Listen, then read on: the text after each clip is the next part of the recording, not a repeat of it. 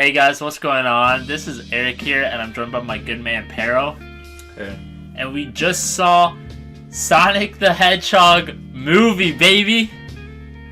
So, let's get into this. First things first, we're going to talk about the plot. We're going to keep this totally spoiler-free. Why don't you start us off, Pero? Yeah, the plot's pretty straightforward. It's about Sonic, and he has to escape to Earth as a child, and then he basically lives on Earth. And Dr. Robotnik is after him. That is pretty basic and straightforward, I think. That is pretty much everything they can gather in the trailer. It really follows a sort of Smurf-style storyline of like these sorts of half CG, half in-person movies that you've been seeing, where it's sort of like CGI character gets involved with some male white human character. It's just how it is. I'm not trying to make any commentary about that. It's just how it is, and they just go on a wacky adventure together with some enemies. So next up, we got the characters. I'll start this one. Definitely the two stars of the show were definitely Sonic and Dr. Robotnik, as it should be. I really did not like how Smurfs was more so about Neil Patrick Harris more than anyone else. That was kind of wacky, but this was kind of Sonic focused. I kind of thought he was a little bit annoying at times, and maybe they did that on purpose, but I wasn't really a big fan of that. Jim Carrey as Dr. Robotnik stole the show for me. I thought by far he was the best. I think he had a lot of fun with it too, and it really, really showed. I mean, he really brought his A game. All the other side characters were, for the most part, just sort of serviced their roles, but didn't really offer a lot to the table aside from, his main human companion, Thomas. But even then, it is kind of minimal to me as well. Yeah, I also agree. I thought the only character I really enjoy was Jim Carrey as Dr. Robotnik. Again, I thought he was also in good form, and I thought the jokes that he was involved with landed a lot more than the jokes everywhere else. So, yeah. Right. So, next up we got the action. We can also throw in the visual effects with that as well. I'll start this again. I thought Sonic, they did the reshoots, the redesigns. I thought Sonic was okay. I feel like sometimes he's a little bit inconsistent. Like sometimes he looked just kind of way too short. I don't know. That's just something I noticed. Just sometimes his scaling would be a little off, in my opinion. But for the most part, he looked pretty good. Pretty, for the most part, consistent. The action was pretty fun. Also felt very familiar.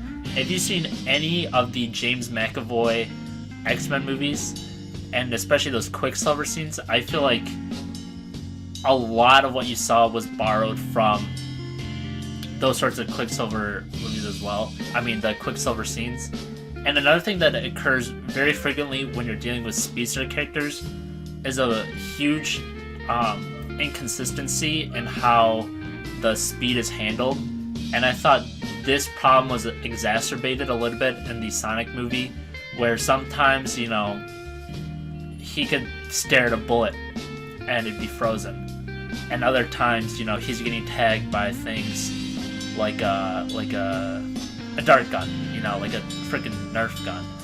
Like that could shoot him while he could stare down a bullet and run away. So his overall scaling was just sort of all over the place. Again, that's something that's consistent with a lot of speedster properties, but it was really kind of bothersome to me there. But the action, I do gotta say, when they did it right, it looked really nice, and there was a certain amount of epicness to some of the stuff there as well, for sure.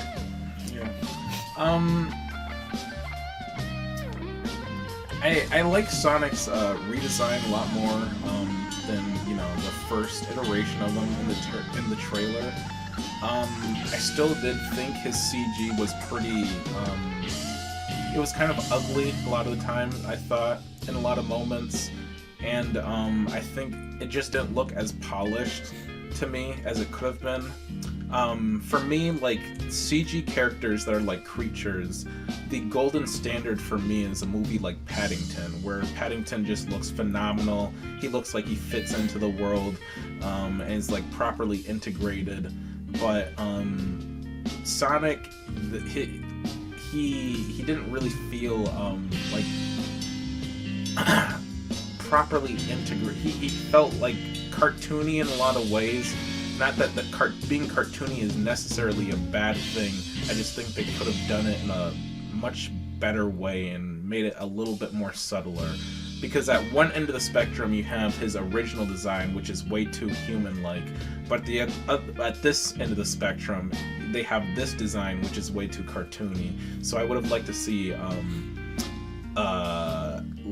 some middle ground being met somewhere. Sure, I feel that. So last, before we wrap things up, is like sort of the music and sound of the movie as well. You can start off.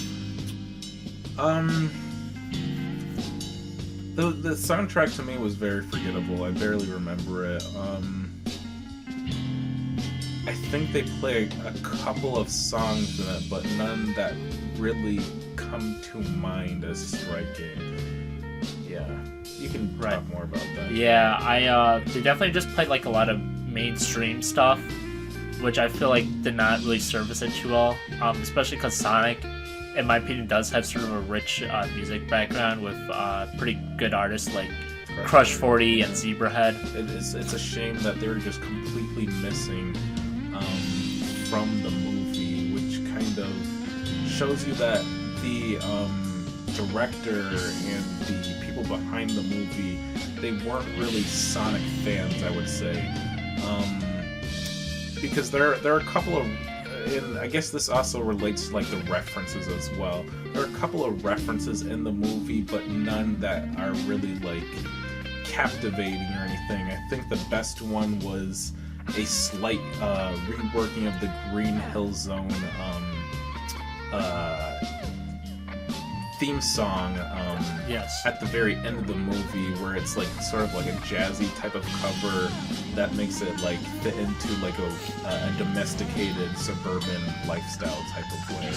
So I thought that was interesting, but other than that, there aren't really many nods to Sonic or Sonic franchise as a whole, which is kind of disappointing. Right. So, just to wrap things up, everything I said, I included just some other stuff that I'd like to mention. They did have a big issue with, in my opinion, with product placements. It was just kind of in your face a lot of times. Like, I don't really mind if, you see like a Gatorade bottle in the background or something, but a lot of times they were shamelessly plugging full-on promotions for some of these companies, and that was just a little bit too in your face about things. A lot of the times the comedy really landed flat when it came to like Sonic trying to be funny. Some of the kids really liked it that were in the theaters though, so if it suits some, then I'm not terribly upset by any of it. But like I said, the action was really good. I think having Jim Carrey in the role as Robotnik was probably the best decision the film made aside from the reshoots. Like, I think he really fleshed out a character that really was pretty bland in the Sonic games. This is coming from a Sonic fan myself, so I thought there's definitely still a lot to be explored in the Sonic movie universe. So I am kind of excited for the sequel as well. I think if they just tune up some stuff, I think it could be pretty good. So overall, my review for Sonic the Hedgehog, I don't think it's the best like Sonic movie. Like, I don't think they take a lot of liberties caring to the Sonic character. I think that's something they can improve next time. I have some indication that they will do that, but for now my review stands as 6 out of 10 for the Sonic the Hedgehog movie. You can wrap up, Pero.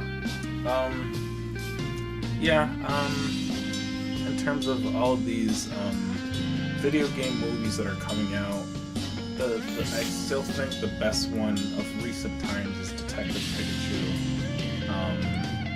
because Wreck-It Ralph 2 was just terrible. And Detective Pikachu also felt like it also really nailed that CGI marriage between cartoony and realistic. So I really enjoyed Detective Pikachu's imagery. I still think Sonic needs to work on that in their next movie, if they do a next movie. Yeah, the jokes fell flat, the storyline was boring and predictable. Again, Jim Carrey was the only person that stood out in the film. The relationship between the two leads is really uninteresting. Yeah, I think I'll give the movie about a 3 out of 10. Dang. Paro's always a harsh man, but it is what it is. Alright guys, thanks for watching. Check out Paro's letterbox. I'll link it down in the description below. And we'll see you guys later. Peace.